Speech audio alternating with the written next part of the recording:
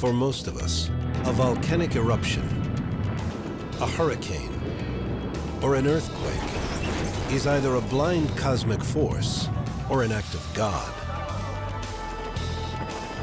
But there are those who make such forces their life's work. For them, it's personal. In the final episode of Forces of the Wild, we're going to meet those explorers of planet Earth. They're unconventional. They're risk takers, with insights that have brought us to the very edge of human knowledge about the world we live in.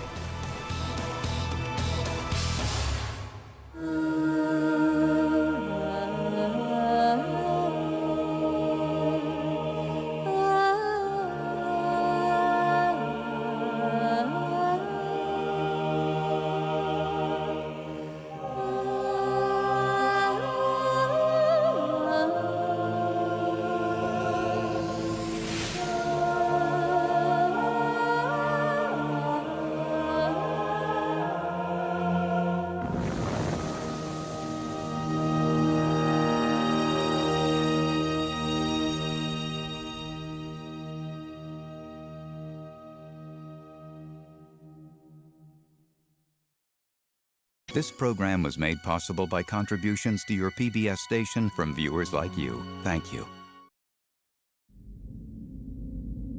Planet Earth, our home world.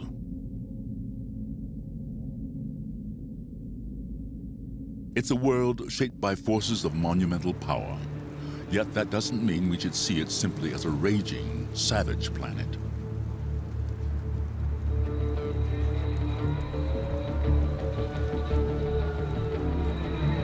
There's a raw, humbling beauty in these forces that has always fascinated people.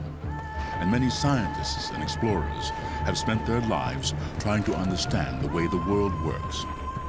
It's these ideas that lie behind the series, Forces of the Wild. In this program, we look behind the scenes to hear from some of those people whose work inspired the series, to hear their personal reactions to the power of nature. I think in Hawaii, where you have volcanoes around you all the time, you just accept that they're there. And you accept that if you live downslope of an active volcano, that you may have your house overrun by lava.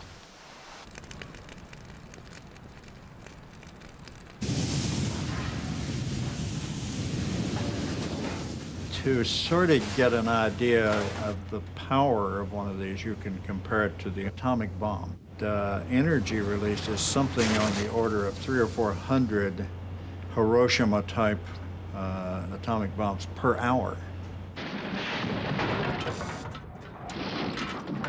Scientists don't know how to predict earthquakes. We really don't know enough about what's going on at depth to issue a short-term warning for an earthquake. We are still a long way from understanding our planet. There are many frontiers left to explore, if they survive the onslaught of humanity.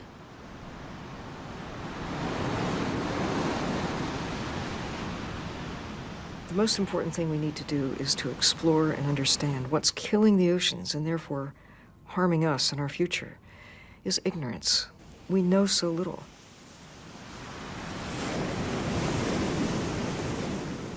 And yet we still operate as if we understood it all. And it was all under our command, under our control. We are sort of basically regulating what goes on the planet, and that's the dominant assumption, that we're in charge. Everything tells us today that we don't know anything like enough to entertain that illusion of being in charge of anything. And I guess a sense of scale and our smallness, measured against great natural forces like volcanoes, hurricanes, earthquakes, whatever it might be, may just help us to achieve that philosophical revolution. The Great Shield volcano of Hawaii's Big Island is the largest volcano on the planet. It has been erupting continuously for the last 15 years. John Kiergaard has spent his life here, filming the ever-changing lava flows. I started off because I've been attracted to fire. And I think if you're attracted to fire and you live in Hawaii as I do, it's pretty natural that you're going to end up on one of these volcanoes. I've been photographing the volcano in stills for probably 30 years now, and I like to capture the fluidity of flows and the beauty of color. And at certain times of the day, like in the dawn and dusk, we have what we call magic hour, you know, when colors show up so nicely. So I'd say that my work here is half documenting the scientific side of it, and the other half is the artistic side.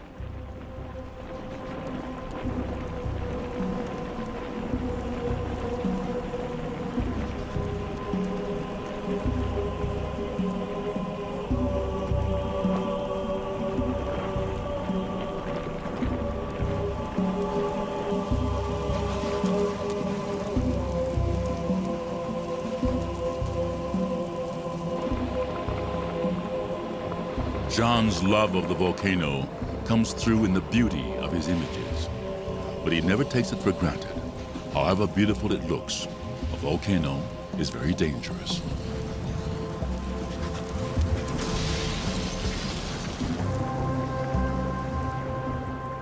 When you're out there, if you want to get good footage, you've got to be, what I'd say, in the right place at the right time. And what you don't want to be is the wrong place at the wrong time. You can easily go from being in the very right place to being in the very wrong place in only a few seconds or only a few feet. The wrong place could, say, be the wind may shift, and you may end up in a gas cloud. And if you'd been only 50 meters away, you wouldn't be in the gas cloud. Or you may be in very close to a fountain that you're shooting. And again, the wind changes, and you find yourself under a cloud of tephra or Pele's hair or just tremendous heat. A blast of wind may come from someplace that you haven't calculated to be, and the air temperature could go from, you know, normal air temperature of, say, 100 degrees Fahrenheit up to 500 or 600 degrees Fahrenheit in 2 or 3 seconds.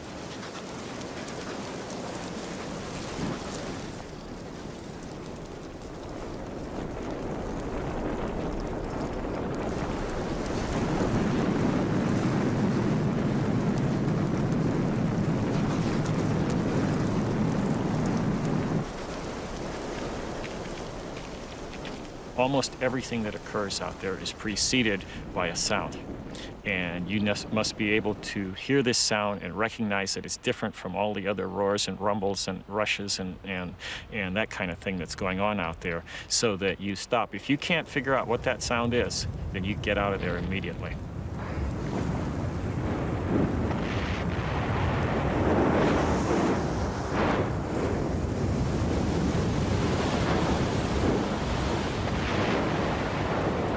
Living with a volcano means developing a healthy respect, bordering on fear. I think if you're out there and you don't get scared, you should be in another business. I get scared all the time. John is not the only person out on these slopes.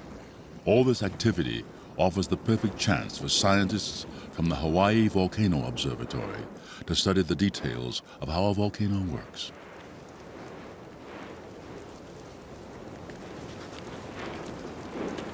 What we have here at Kilauea is a natural laboratory, a unique opportunity to study an active volcanic eruption, one that's been ongoing for 14 and a half years. We can study the changes, however subtle or however dramatic they might be.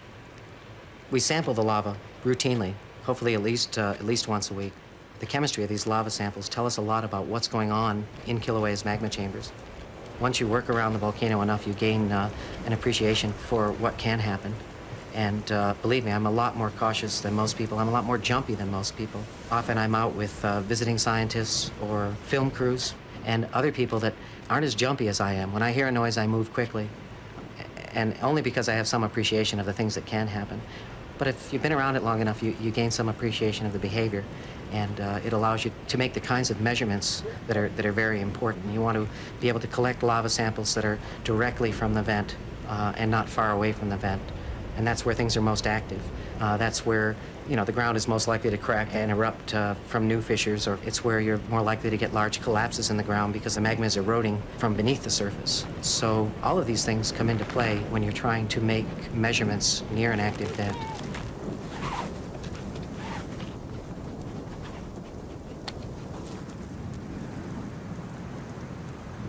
Lava runs down the flanks of the great volcano and pours into the sea, creating clouds of hydrochloric acid as it reacts with the seawater. This is the volcano at its most dramatic, and not surprisingly, John Kierkegaard tries to get as close as possible, as safely as possible.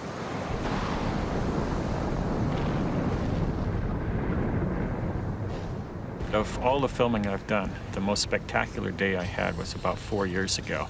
I was filming a flow going into the ocean from very close when somehow water got into the tube and a tremendous explosion occurred right in front of me, maybe about 50 feet away, and it blew rocks and spatter about 200 meters into the air. You know, the blast was so big that pieces the size of a bathtub were blown out, and the entire first burst went over me, landing as much as 100 or 150 yards behind me.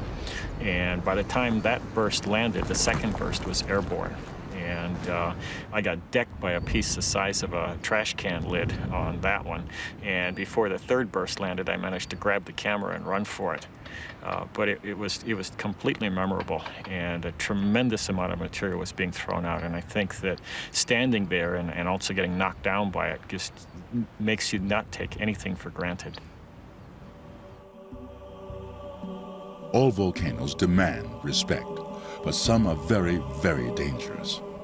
In 1996, the Soufriere Hills volcano on the Caribbean island of Montserrat reawoke after hundreds of years of inactivity. Most of the time, a brooding cloud of dust and steam sits over the peak. Now and then, a rockfall rattles down as the peak grows in height and collapses again.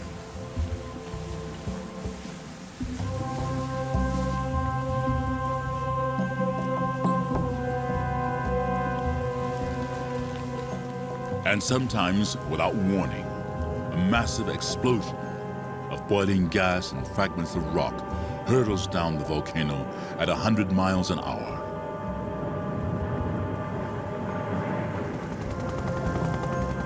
From the air, we can follow this pyroclastic flow as it tears down the valley. But on the ground, there's no escape. The wall of searing heat moves too quickly. It overwhelms everything.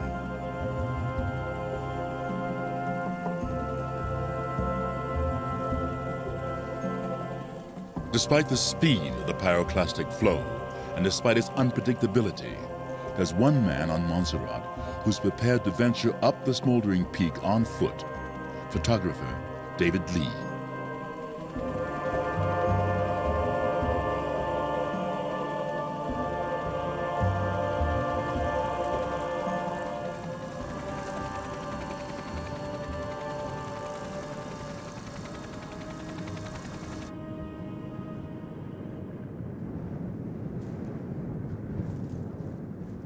Right in here you start to hear it, and it makes your heart beat real fast. And essentially, don't do this at home. And it's hot already, and it's spewing right now. There's an eruption right now on Langs. That's hot stuff going on. It's falling down to this side. I'm not going to stay long. That's Star River. She hasn't fired up too bad. What you hear there is rocks coming up, and I'm getting out of here. The whole mountain's shaking. I'm out of here. I'm moving. The whole mountain is quivering. And it got real guttural, and you can hear stuff dropping all over the place behind me. So I'm getting out of here. She's blowing hot and heavy behind me. Right when I walked up to the ridge, she just let loose. Well, that's what you call in your face. Do I look scared? Let me take it and put it on auto. Now do I look scared? I'm not out of here yet. I'm only down about 600 feet. If the whole thing went, wouldn't have a chance up here. I think that's the closest I ever thought about being dead. The whole top of the mountain was just shivering, shivering, shivering, up and down under your feet. And you could feel this awesome power underneath vibrating, wanting to come out.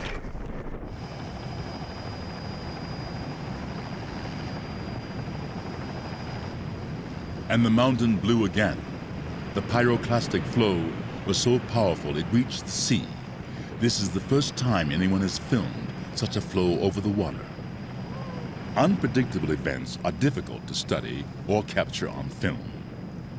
And the hardest to predict are earthquakes.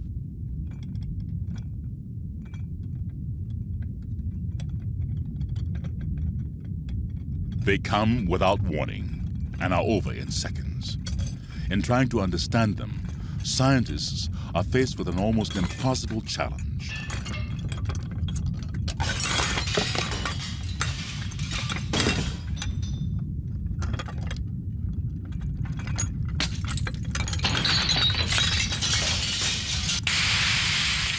Earthquakes are a very interesting phenomenon. We can't predict them, and they happen infrequently.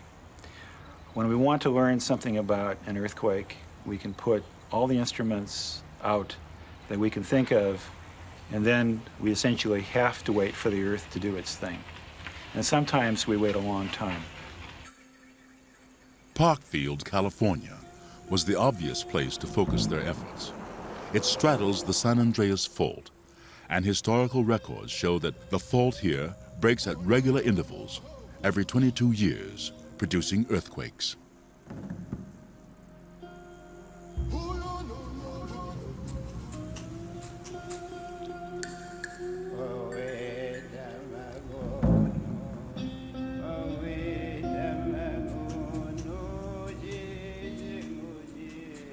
To try to capture the event as it happens, cameras are set up to point along the fault line, which is clearly marked out.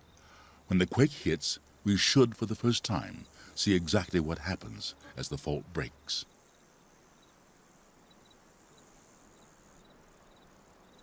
But 22 years have come and gone, and nothing has happened. And all this equipment needs to be checked, maintained, updated.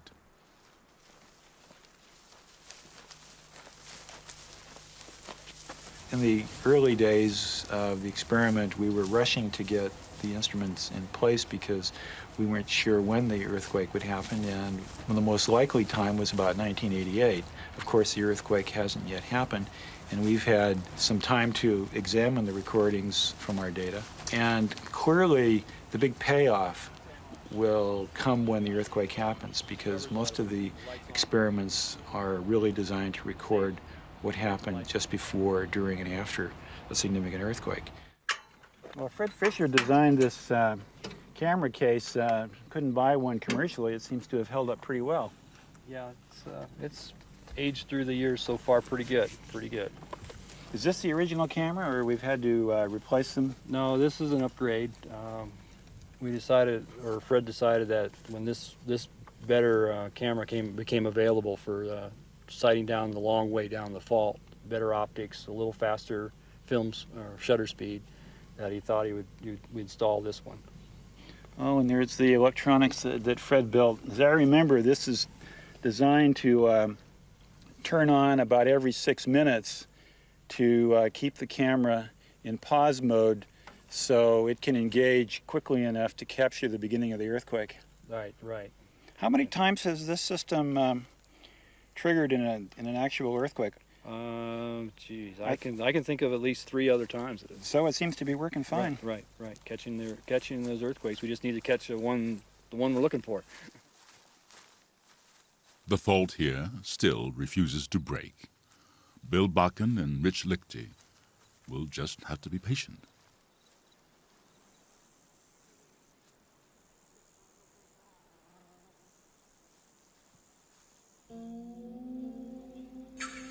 While Parkfield waits for its big moment, other sections of the San Andreas Fault have broken without warning. In 1989, San Francisco was badly shaken. And in 1994, it was Los Angeles.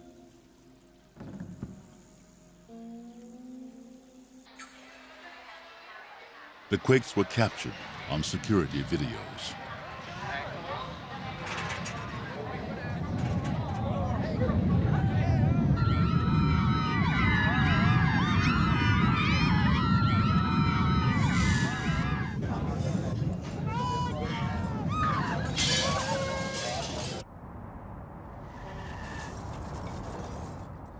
Two continental plates grind and slip past each other along the fault. As they do, the great cities of Los Angeles and San Francisco are devastated.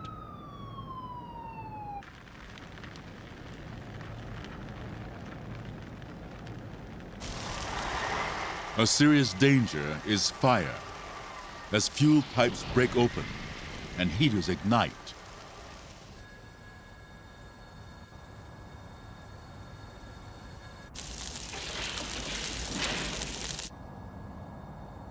To find out what it's like to experience a quake of that magnitude and to film it, we couldn't predict one or wait for one to happen. So we had to simulate the ground movement of a severe shock.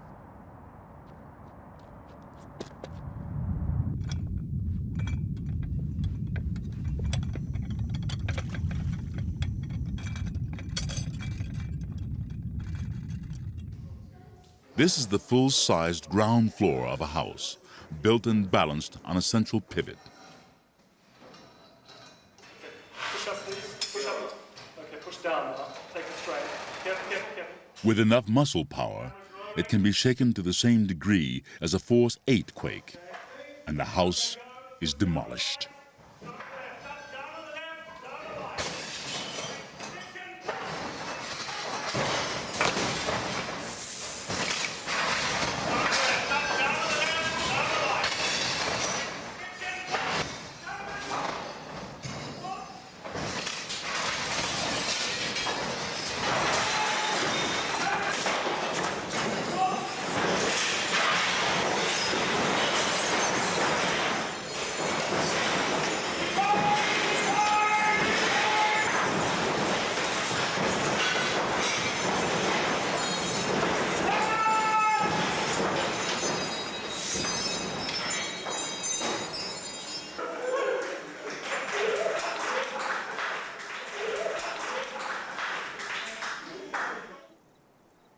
Meanwhile, in Parkfield, the Earth still hasn't moved, and the waiting goes on.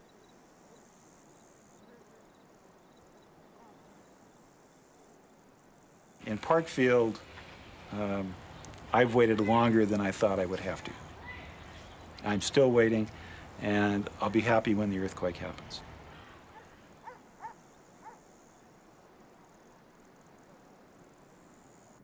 People tracking tropical storms and hurricanes have the opposite problem. Watching one approaching for at least a week before it hits gives plenty of time to worry about the damage it will do.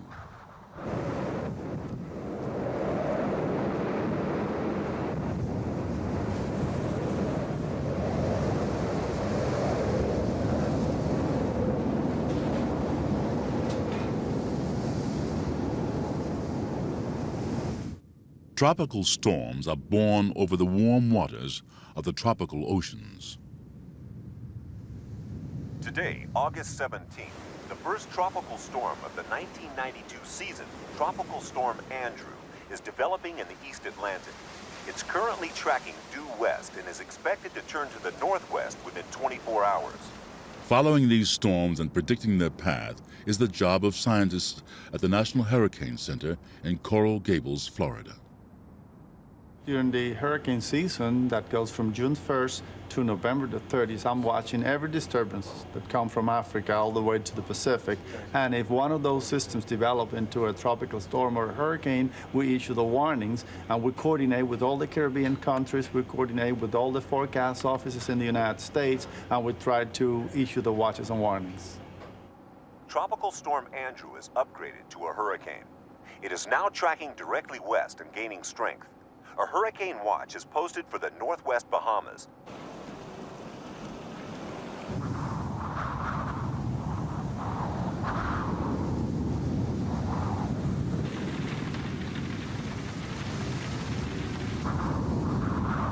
Hurricane Andrew hit the Bahamas on August 23rd, and 4 people died.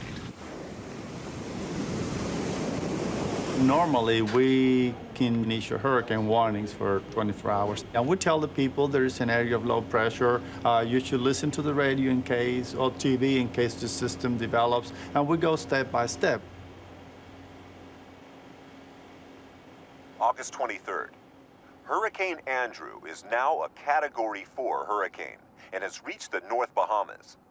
Wind speeds of 150 miles per hour have been measured, and a storm surge. When we go to press, we're going to have it over the central part of the island. And it was a really tough situation. I was working those days, and it really, you can see the big monster coming. It was really intensifying, and we know that it's going to be a disaster for South Florida.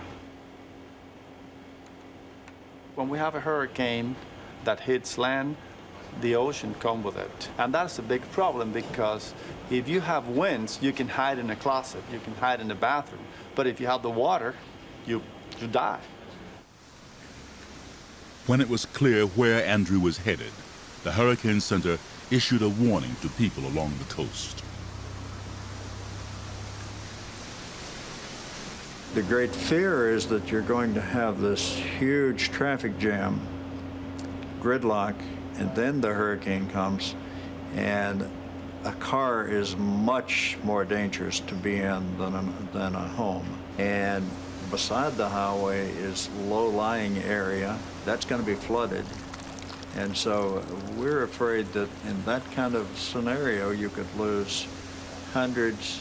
The only reason we don't say thousands is that we just can't bring ourselves to even imagine 1,000 people, but it's certainly possible.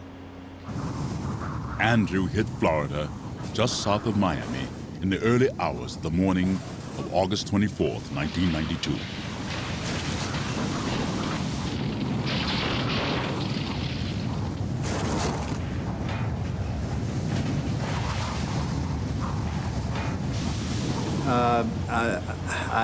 I'll use my wife's words. The other day she saw me on television saying that if you had a plan, then you had nothing to worry about. And if you have a plan, you have less to worry about. But she said, believe me, you have a lot to worry about, because it's extremely noisy. You think the house may be about to fall apart. You can literally see the ceiling in the house lifting, and you don't know that the roof isn't going to go, and you have a lot to worry about. So what you're really trying to do is find the safest place you can be, and then pray a lot. Well, I had two things in mind. One of them, I had to issue the forecast. But on the other hand, I was thinking about my house, I was thinking about my family, and it was really tough for me to remain cool and think about the forecast and think about my house at the same time. It was really bad. And it was really, for me, a very sad story when I finished working that day and I drove home and I saw so many trees destroyed, so many houses destroyed. I was almost crying when I was driving home.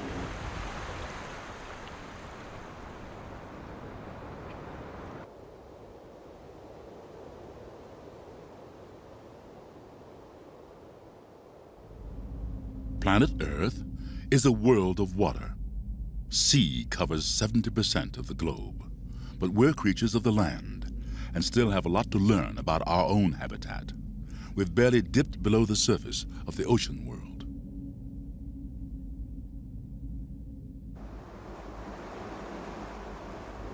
This is the final frontier. Just a few bold scientists and explorers are now venturing into this dark world of freezing temperatures and crushing pressures to investigate life in this, the largest part of our planet. Don Lipitori pilots the Johnson Sea Link submersible for the Harbor Branch Oceanographic Institution, taking it to depths of 3,000 feet. As we go down, the pressure is increasing, of course. The water pressure is increasing, and the sphere actually shrinks. It's getting smaller in the center. It comes in about 3/8 of an inch. And as it's doing that, you can hear little creaks and groans and moans, and you can feel the floorboards actually starting to come up a little bit from that. Yeah, and the sphere is made out of plexiglass, and it's a very good insulator, so it actually stays pretty warm inside the vehicle, inside the pilot sphere, so we air condition that, so there's not really that sense of cold. But what happens is the aluminum structures condense some of the water. So somewhere during the dive, it starts to almost rain on you a little bit if the air conditioner isn't working at full capacity there, and that's a little disconcerting from time to time. You feel a little drip of water come down on you, but you know, we know it's just from condensation and not from coming in from the outside. Over here on the front of the sub, we have one of our means of documentation, which is our video camera. It's a color video camera that has a remotely operated zoom and focus lens in there. It goes from 6 to 48 millimeters. And we also have 4 lasers that are incorporated into the bracketry so that we can get a rough approximation of the size of whatever it is you're looking at on the bottom.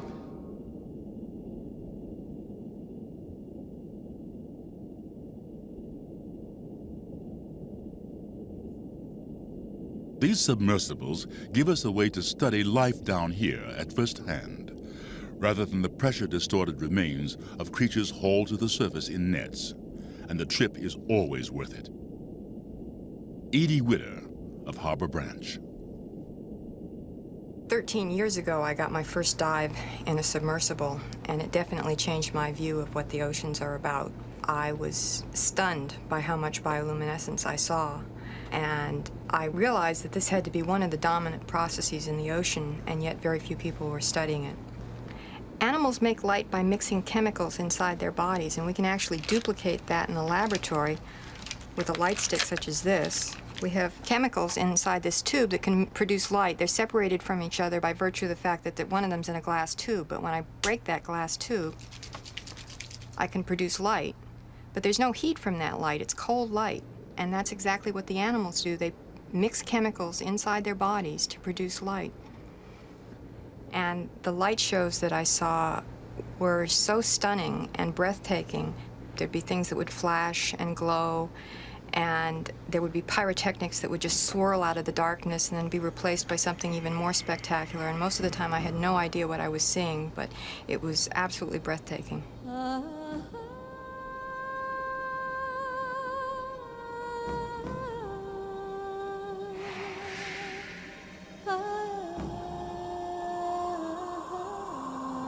Animals use bioluminescence for all the things that animals need to do on land. They need to find food, they need to find mates. Animals also use bioluminescence to protect themselves by releasing light into the water, just the way a squid will release an ink cloud in the face of a predator and swim away. There's a lot of animals in the ocean that can release a cloud of light, blinding light, into the face of a predator and then swim away into the darkness.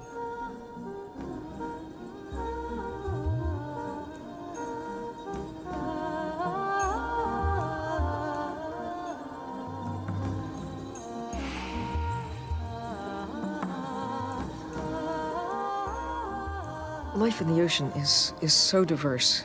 Virtually all of the major divisions of plants and animals and bacteria and the other kingdoms that have been recently discovered, the microbial realms, they're in the ocean. Only about half of these are found anywhere on the land. It's amazing how little we actually know about the deep sea, however. And think of how big the ocean is. I mean, less than 0.1% of the deep sea has been explored at all.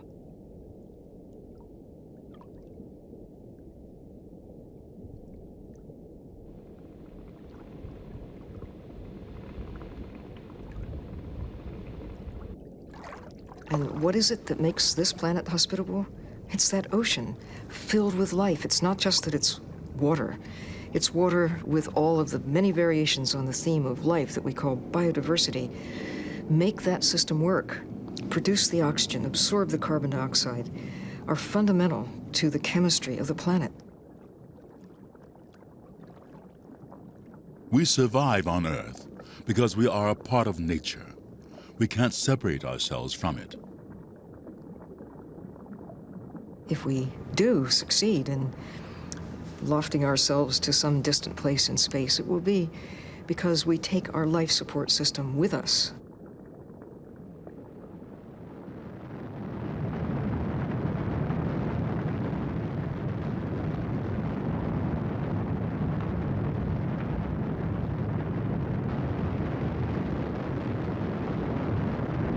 You're looking great.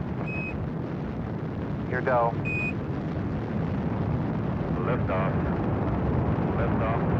30 minutes after the...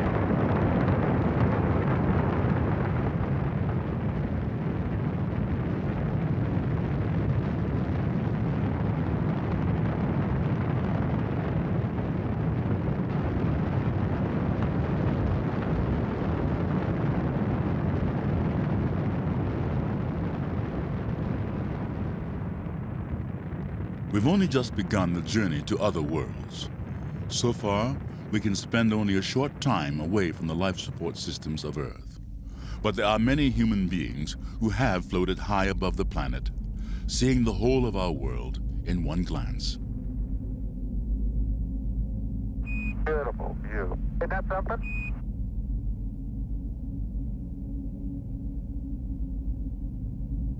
And from this viewpoint, we're starting to gain a new perspective of Earth. Stand by. Then we'd like you to press on to star 44. Science has been successful because it separates things into their component parts. Science tries to understand the world from the bottom up. But the top-down view of Earth inspired Lynn Margulis and James Lovelock to see the Earth in a different way, creating the idea they named Gaia. Gaia's the name that the Greeks gave to the Earth originally, and it's really a theory of evolution, and it goes on from Darwin's great vision to see the evolution of the organisms, all of the life from the bacteria to the elephants, and the evolution of the air and the oceans and the rocks is one single, tightly coupled process that has gone on right since the beginning. And from it has emerged the entity, Gaia, which has the capacity to regulate the climate and the chemistry of the Earth so as to keep it always comfortable for living organisms. The Gaia hypothesis is a revolutionary idea, that the Earth can be seen as a single living organism, that life, mostly microscopic life, can regulate the Earth's temperature and atmosphere so that it never becomes unsuitable for life.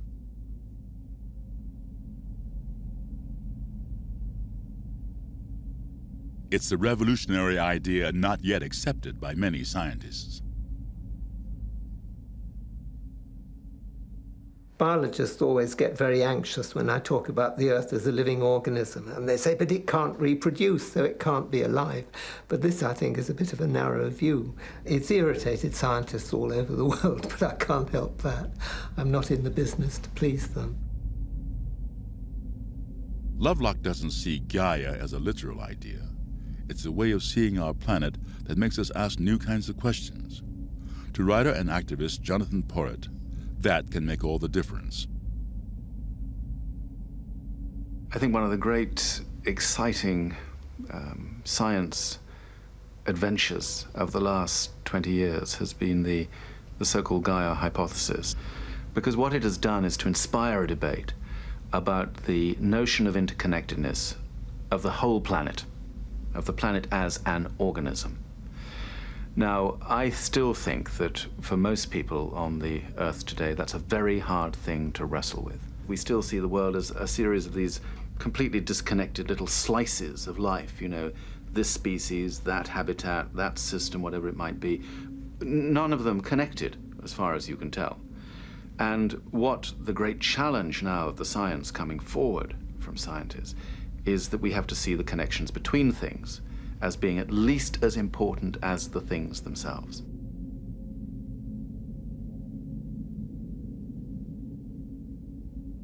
Perhaps the greatest value of the space age is in giving us the ability to look back at our own world. We need the top-down, the broad view, and space is giving us this. It gave us the view of the Earth that led to Gaia, and it's telling us we take for granted the weather forecasts are seen from space. We take for granted the satellites that look at the distribution of plants and ocean life and so on. We're learning an immense amount from those, but we have an immense amount more to learn before we can understand how to live properly with our planet.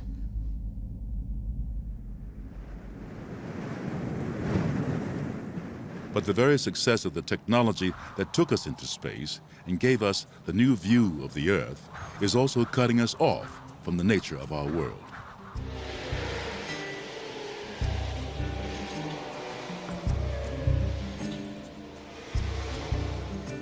Cocooned in our cities, we lose touch with nature, with our life support systems.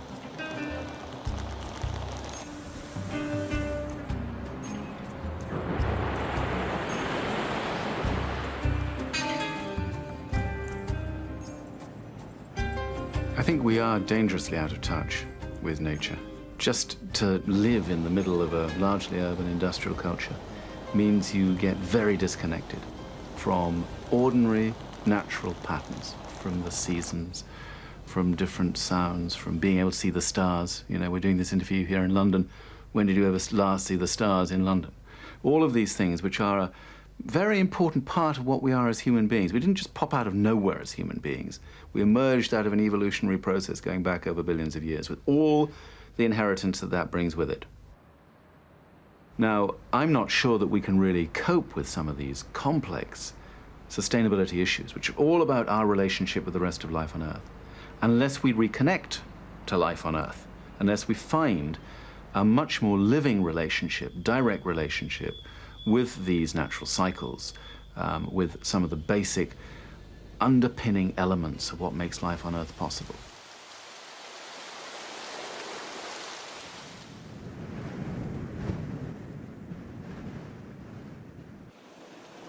Biologists and earth scientists are in a privileged position. They're in contact with nature every day.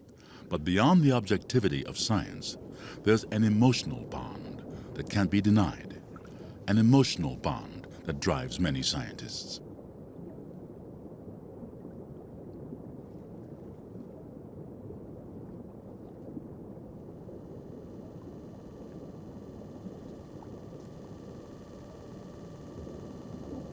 Marine biologist Sylvia Earle has been drawn to the great unknown oceans from an early age. I was once standing on the seafloor, and a whole school swirled down like a big whirlpool of silver blue fish and surrounded me. But the incredible thing was that they came by, actually, and their eyes met my eyes. And then they checked me out. It was really quite incredible. I have never thought about fish in quite the same way since then or other times with these encounters.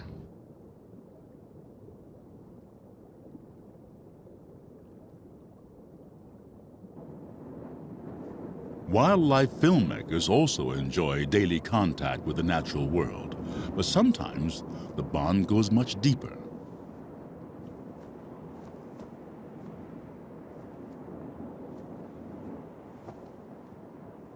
To film swans and geese flying like this means becoming part of their family.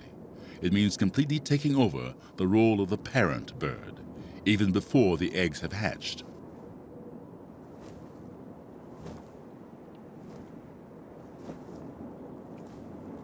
It's a 24-hour-a-day job, but for a rose buck, every moment is worth it. Come on, guys. Come on, hello. Come on. You clever. Yes, you are. Hello. When the barnacle geese were very tiny, I used to have them at home. I couldn't go anywhere and they wouldn't leave me. And one day I just had to walk into the kitchen, which was by our living room, to make the tea. And they all came whiffling along and just sat over my foot. So I had like this big fluffy slipper of barnacle geese. They were really tiny.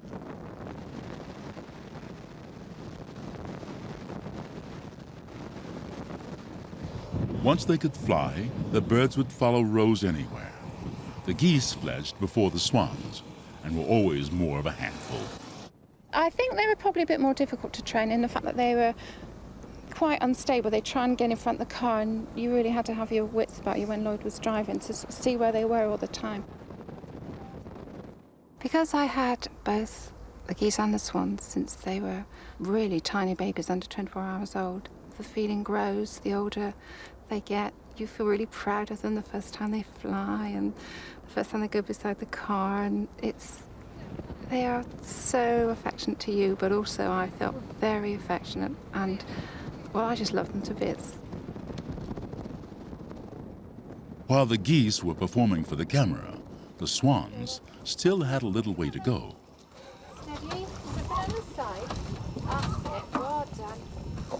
Come on, Rubies. Come on. When they were in the egg, I got the egg out the incubator at 2 or 3 hour intervals, held up the egg to my face and talked to them. And because they were in the air sac just before they hatched, they'd answer you through the egg. So you feel a bit daft because you have to babble on and say all sorts of things. And then I'd put them back and go back again 2 or 3 hours later.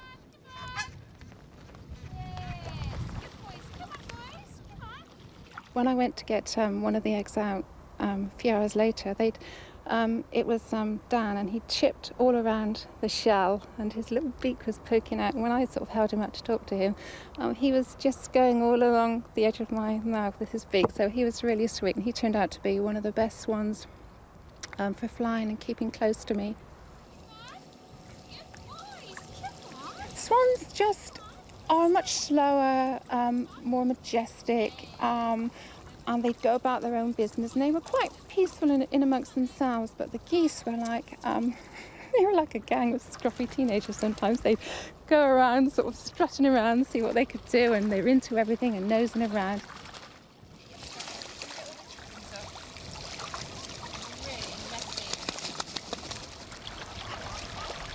I spent all my time with them, every minute of the day, every day.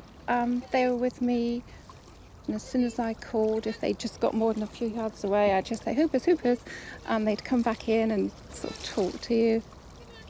It just made you feel so privileged that these birds were just, you know, they treated you like their mum, really. And especially, it was so striking when we went and did the filming in the car and in the boat.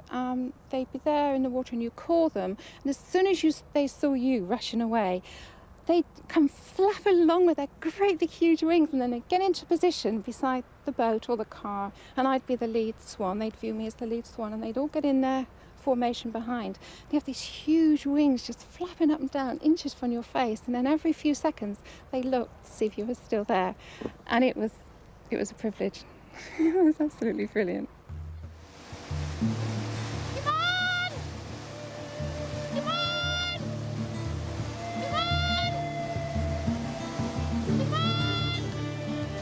The bond between Rose and the swans, between parent and chick, is called imprinting.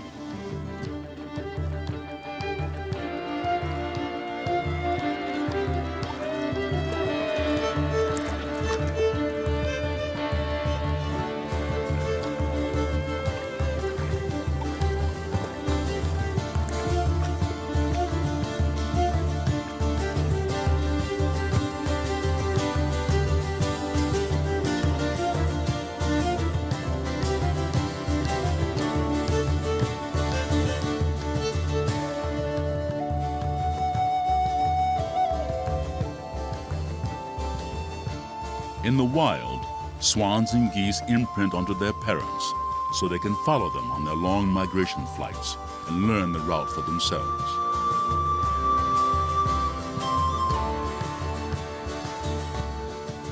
Eventually, as in the wild, they'll grow out of their imprinting on Rose in the same way they would lose their imprinting on their natural parents.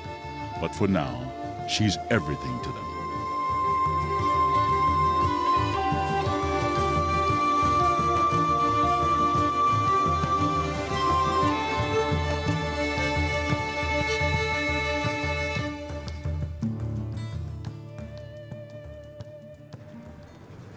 When we come face to face with these immense forces of the wild, it gives us a sense of our place in the great scheme of things.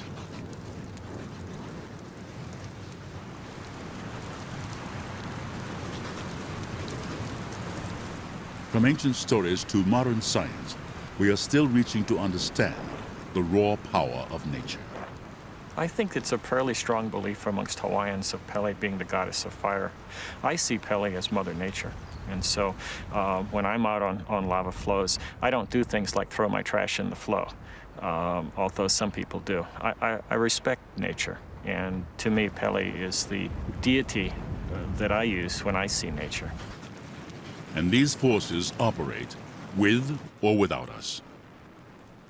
Your role is, it just seems so insignificant compared to standing beside this dynamic, powerful force of nature that exists regardless of civilization.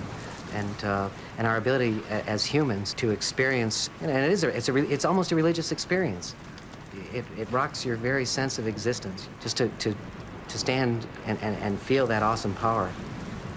Yeah, it really does make you think, and it's experience you carry with you for the rest of your life.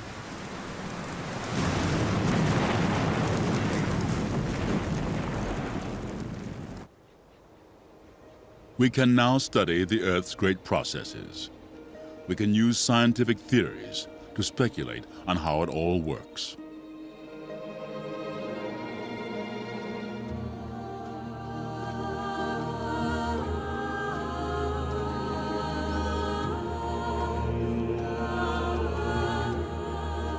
But with our understanding comes the drive to make changes, to alter the Earth to suit ourselves. I think it's probably part of our cultural and religious inheritance that we think we can control life on Earth. After all, according to the Judeo-Christian tradition, man was made in the image of God. We therefore assume that we are able to control God's creation. We either control it as dominators, as it were, or as stewards, but we still think we can control it.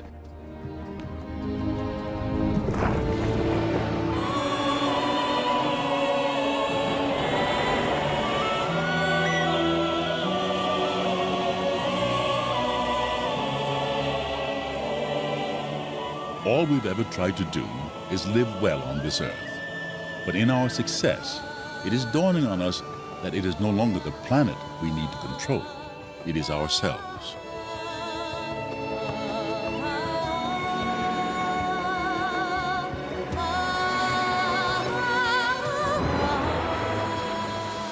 Perhaps our growing knowledge is yet another regulating mechanism, a part of Gaia's plan to keep the world in balance.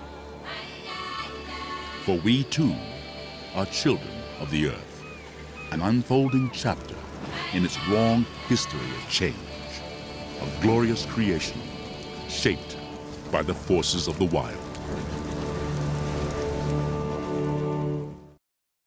This program was made possible by contributions to your PBS station from viewers like you. Thank you.